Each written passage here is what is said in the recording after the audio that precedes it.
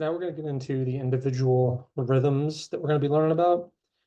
We're going to start with not actually the easiest. I would say that asystole is probably the easiest, but the most basic or the hopefully the most common. So we're going to be going through like the normal sinus rhythms. So this is example of normal sinus rhythm, right? Looks just like what we saw on the previous slides, but just continuous. If you want, as a practice, take this previous slide, or you can go back to in the video a little bit, or pause on the screen or something, and see if you can count. I know it's a little grainy, but see if you can count how long the P wave is, how long the QRS, how long the T wave, all those things, and then also calculate the patient's heart rate. So the way we calculate the heart rate, so we didn't go over that exactly. The others we said, no, you just count the boxes. But if you remember, we say that a strip is 6 seconds, right? So the way we would count heart rates is on an actual piece of tele strip paper or something.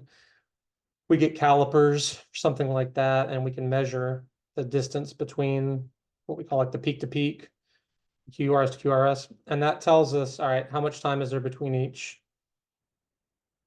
beat?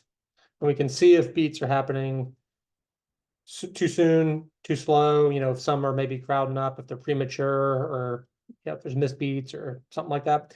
But so we can always measure that. We can also, though, just if this is 6 seconds, we can say like, well, 1, 2, 3, 4, 5, 6, 7, 8, 9, right? So there's 9 beats in that 6-second strip. So 6 seconds is 1/10 of a minute. So that means you'd multiply this by 10 to get 60 seconds, right? So if there's 9 beats in 6 seconds, you'd multiply 9 beats times 10 as well, and you get 90 beats a minute, right?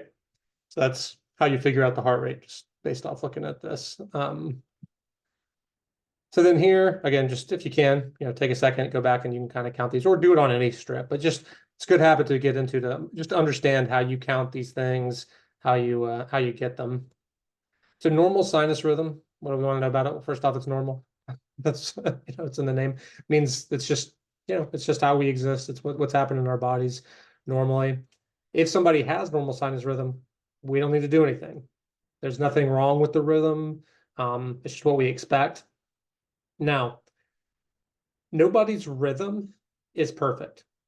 So what that means is that typically, if we have somebody who's in what we call normal sinus rhythm, they're probably not going to look 100% normal, like, normal. That's why it's in quotation marks. It's likely not going to look exactly like this, where the distance between each beat is exactly the same and every beat looks exactly the same. What's going to be more likely is you're going to see slight variations. Those are called, and assuming that all the waveforms are still correct and they're still appropriate, that's what's going to be known as sinus. It could be like what's called sinus arrhythmia, which means it's not perfect, but again, it's not a problem. It's just something that's happening in your body. And there's a lot of things that can cause that. Sometimes just breathing in and out, especially in young people, taking breaths in and out can have your heart rate like speed up as you breathe in and then like slow down as you breathe out. That's not uncommon. There's also sinus bradycardia and sinus tachycardia.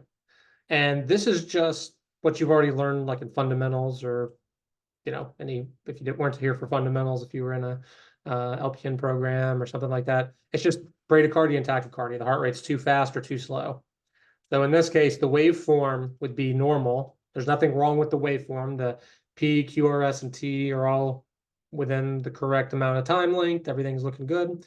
However, there's either less than 60 beats a minute, so they're in sinus bradycardia, or there's greater than 100 beats per minute, and that would be sinus tachycardia. So this is just an example of normal sinus rhythm.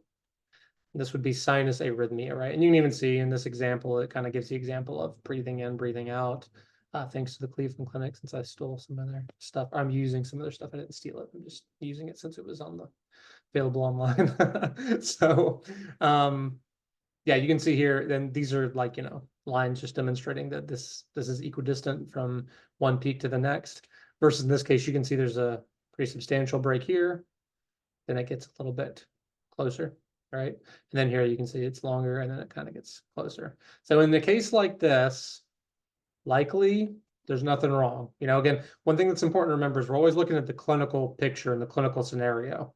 So, if we have a healthy, I don't know, 20-year-old walks in, everything looks fine, you see this rhythm, they're not having any other symptoms or problems or anything, we would expect like, okay, that's normal, right? Everybody's heart is different. Everybody's, yeah, it's not going to be picture perfect. It's not going to look exactly like a textbook.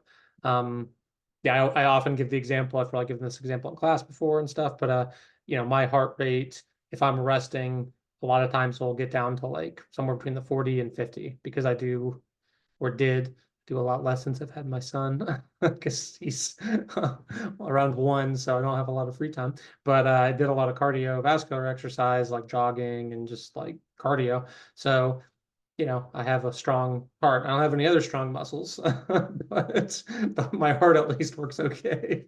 So yeah, so with sinus arrhythmia, again, it's an irregular rhythm, but there's usually nothing to worry about. It can be caused by respirations in healthy people due to it's just the stimulation of the vagus nerve. Um, and it's just called like respiratory sinus arrhythmia. It can also be present due to other complications like sleep apnea, other health problems.